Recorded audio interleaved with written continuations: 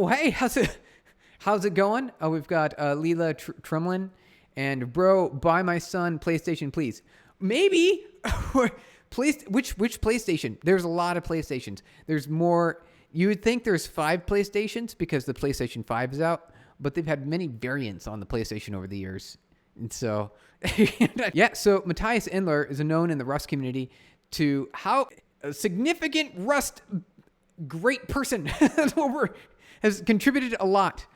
And how to review code is one of the new articles that he's written, and I'm excited to walk through it because there's some good ideas in this article. So Matthias says he's been reviewing other people's code for a while now. And, you know, you're thinking about reviewing code. We read more code these days than we write, especially with some generative coding. We'll have AIs like Claude and OpenAI. They will write code for us, and so we have to read that code. And more now than ever, we need to be reviewing and learning how to read code. And so that's kind of like an important aspect of our day-to-day lives. So, like, writing code is the most fun thing to do as a software engineer. And reading code is kind of considered more along the lines of tedious work.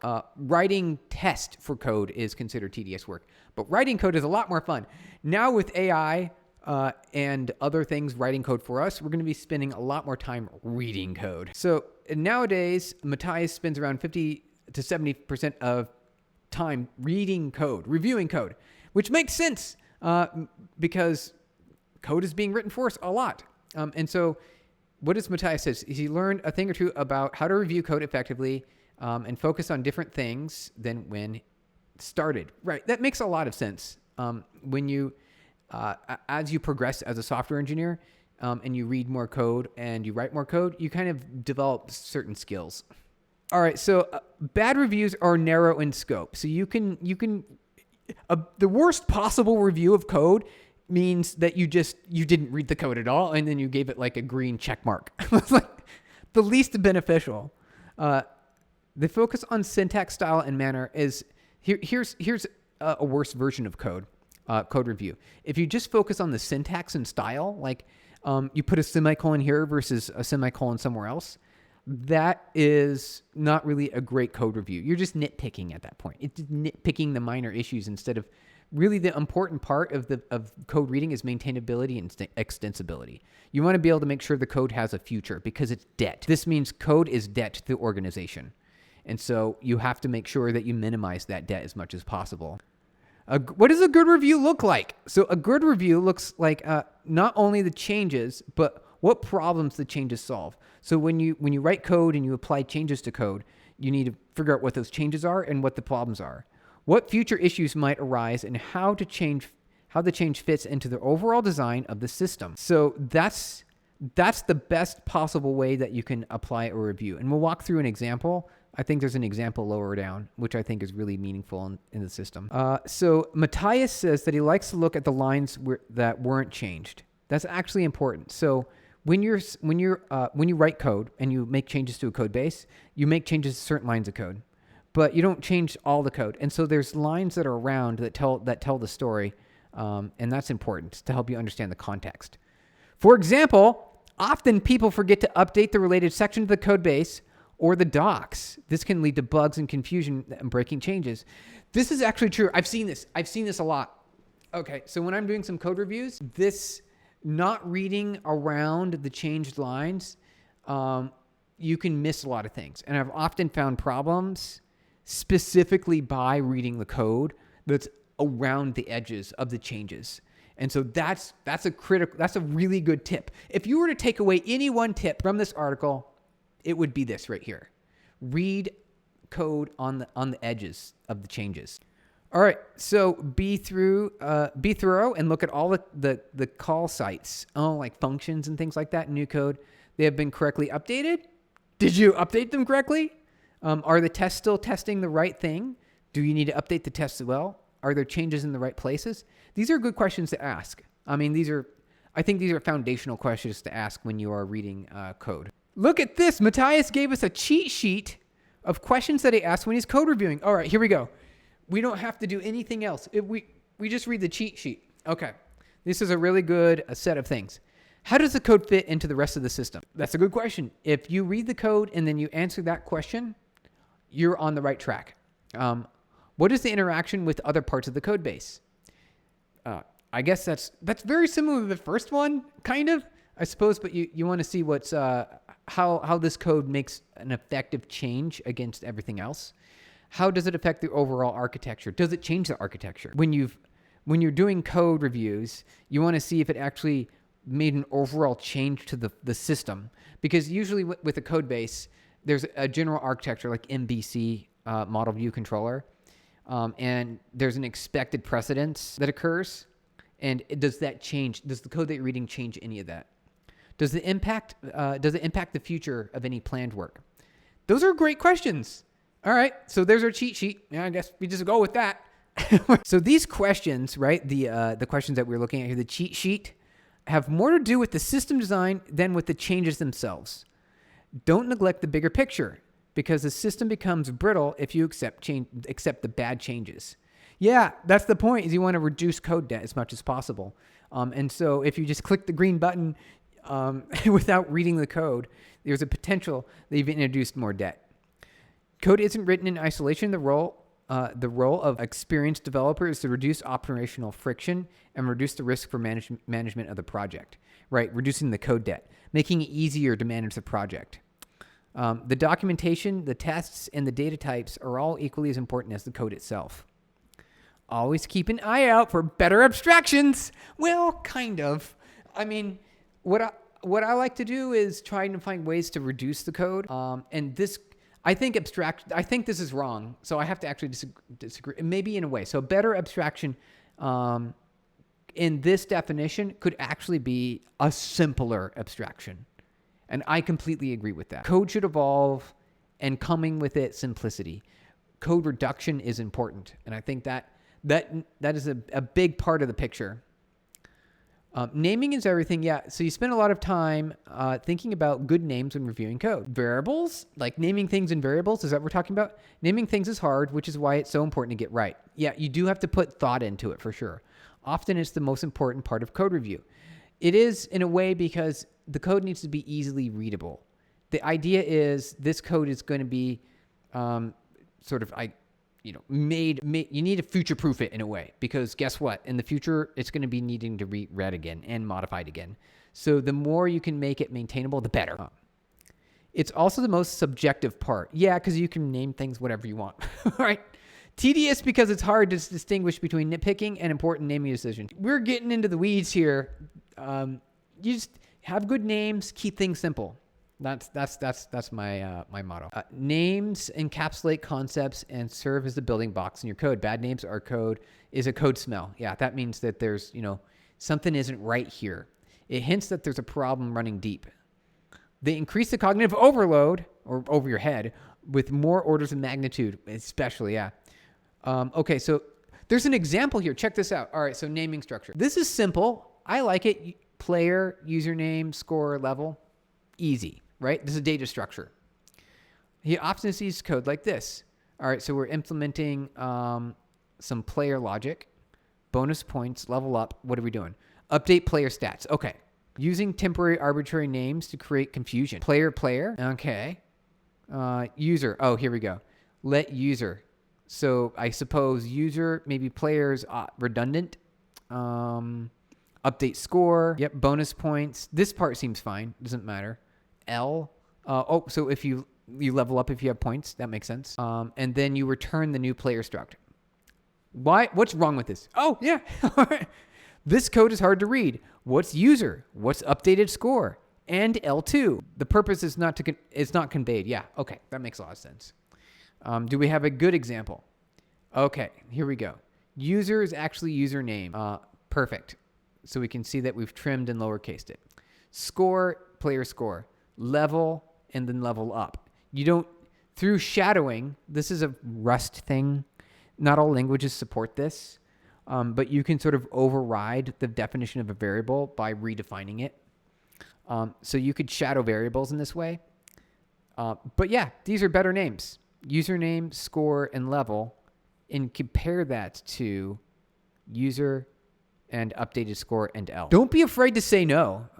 I have declined changes all the time and it's never easy. It's always hard to say no because you have to have a reason. It's got to be justifiable. You're ruining someone's day. If you say no, you have to say why. After all, someone put a lot of effort into it and they want to see their work accepted. Yeah. Avoiding the sugarcoating your decision or trying to be nice. Just be objective, explain your reasoning, and provide better alternatives. See, this is the part. When you're saying no, you have to have the point positive. You have to say, this is the best world. This is what we're looking for here. And that's extra work and effort, but it's worth it in the end. Don't dwell on it. Just focus on the next steps. It's better to say no than to accept something that isn't right and will cause problems down the road.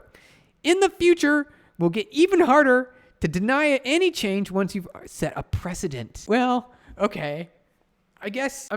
Say no when it's appropriate, but don't say no just to not set a precedent.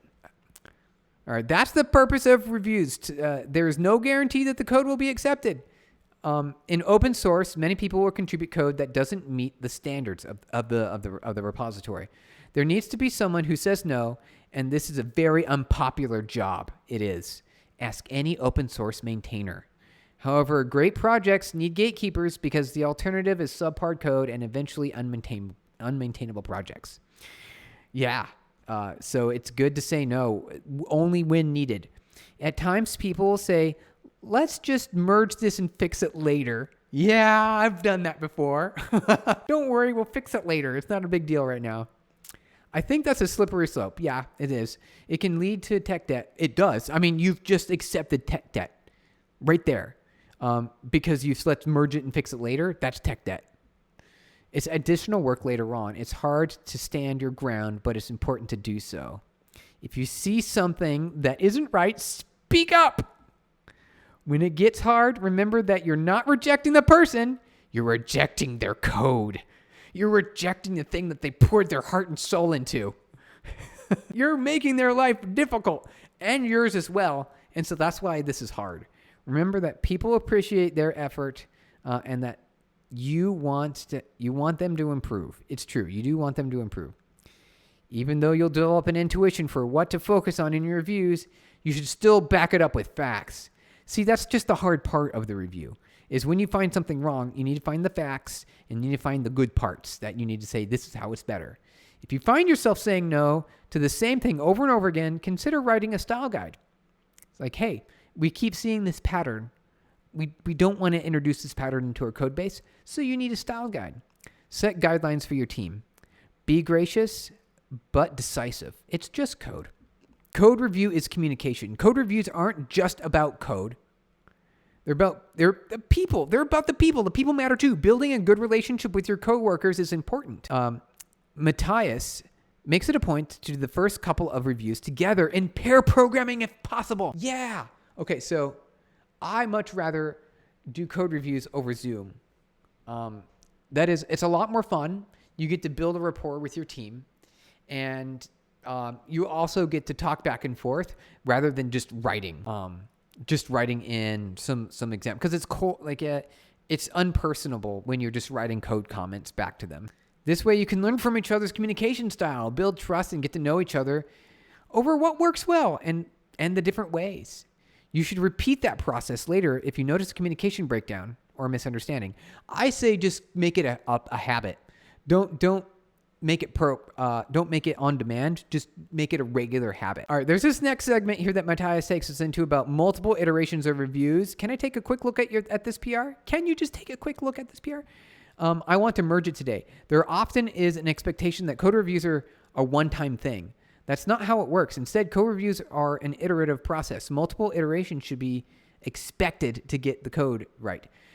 Yeah, I guess that makes sense. You can't dwell on it for too long, but because we got to move things forward, and usually the expectation is to merge the same day. The goal shouldn't be to merge as quickly as possible. Well, I really like to merge as quickly as possible, but you should review the code to accept the code that is of high quality. Yeah. Otherwise, what's the point of the code review in the first place? That's the mindset shift that's important to make. Yeah, definitely bring your focus into the code review. but don't dwell on it too long. Reviews aren't exclusively about pointing out flaws. They're also about creating a shared understanding of the code within the team. Yes, okay, so this is a good learning experience part of the code, seeing what changed and keeping everyone up to date. That's actually a pretty cool aspect to this that I had not considered. You often learn about writing better code by reading other people's code. That's the trick. That's the only way really you can learn. Also, you've gotten excellent feedback on my own code from excellent engineers. Yes. So if you get good reviews, you get feedback, you learn, you grow, happiness ensues. These are invaluable aha moments. It's like, aha, I got it. That help you grow as a developer. Experts spent their valuable time reviewing my code, and I learned a lot from it. I think everybody should experience that at least once in their career. Hold on, Matthias. There's a mistake here. At least once? This should be a regular thing. I mean, yeah, you'll probably have that one time that's like pivotal, and it was a huge experience for you. But based on your article, you're saying that it's important enough that it should happen constantly. So, yeah. It should be a regular occurrence. Okay, so there's this next segment about not being a jerk, which is, you got to be honest, but don't be mean about it. From time to time, you'll disagree with the author. Being respectful and constructive is important. Avoid the personal attacks and condescending language. Don't say, this is wrong. Instead, say, I would do this way. So I would do it this way. That's better, definitely for sure. What would I do? I would say, I like when it's less code. That's what I would say usually. When it's less code than this is a lot of code, and I like it when it's less. Instead, I would do it this way. If people are hesitant, ask a few questions to understand their reasoning. Yeah. Will this break existing workflows if we do it this way? Which alternatives are considered? Have you already considered the alternatives? That's a good question. What will happen if you call this function with an empty array? Well, I mean, that's a good for instance, but I mean, at that point, if you're asking that question, you've already pointed out something that's wrong with the code base, and a test should be covering this, a unit test. So a unit test should be covering this question, not a PR, right? Or a peer review or a pull request. If I don't set this value, what will be the error message presented to the user? This is another, not really a code review. I would say it's a code review. This is a unit test coverage. This is code coverage situation. Yeah. These are Socratic questions. Help the author think about their decisions and can lead to a better design. Yeah, that makes sense. People should enjoy receiving your feedback. If they don't like your feedback, revisit your review style. Yeah, I think that's important. If you're getting negative feedback from your review, take a different approach. Only add comments that you yourself would be happy to receive. Yeah, that's like the golden rule, isn't it? The golden rule. Only do unto others as others would do unto you, or as you would have. Yeah, exactly. Yeah. Just if you would read that comment, if you would give yourself a comment and that would make you sad, it probably will make someone else sad. So from time to time, I like to add positive comments like, I like this. Oh, that's nice. Yeah. I mean, it is good. I think you don't need to sprinkle or blanket this as a statement. You do, if some of the code that you read gets you excited, write a comment about it. That should be part of your feedback. I do that as much as possible. I read some code. It gets me really excited and I like it. And it inspires me. And you have to say, this is a great idea, or I like this. Don't skip on that part because it's absolutely worth it. Keeping the author motivated and showing that you appreciated their work goes a long way. All right, so we want to focus on the why and not the how. When you're reviewing code, focus on the reason behind the changes. This has a much better chance of success than pointing out the flaws without any reasoning. This is the hardest part of code reviews. It is by far the most difficult challenge when it comes to code reviews. So we want to consider the following 2 code reviews and the comments. Okay, so this is not a full review. It's just a comment. It's like a for instance. The first one is unhelpful and it's dismissive. All right, here we go. Let result session.user first element. Don't do this. Don't do it. Okay. It's dismissive. It's a little bit helpful, but it doesn't tell you how to do it better. It's not telling you how can it be better. The second suggests an alternative. Okay, so instead of saying don't do this, which is dismissive, you can provide an alternative. It links to the documentation and explains why the change could lead to problems down the road. Okay, here we go. Let's check out the second one. This is more helpful, all right? Instead of saying don't do this, it says this can panic if users is empty. If the users array in the session is empty, it'll panic, which is a problem because that means your code is not working. Consider using the .get method instead. So, because then you'll get a result, which then you can unwrap in Rust. So you could say let result equals session.users.get the first element. You're doing the same thing as the first one, but now you're using ok.or no users in session. So this lets you protect the code execution path and have a default action. This gives you a better path to deal with errors in those situations. And so what's better between the two, right? Why is it better? Not only did you provide the code change, but you explained why. And this is a much better review comment. There we go. I would say that's like the majority of what you need to know when you're doing PRs. Which one would you prefer to receive? I want the easy one because you see this here. There's also a button. It's not necessarily represented here that when you click it, it'll automatically merge that suggestion into the code base. So I like the easy button. That's why I like it.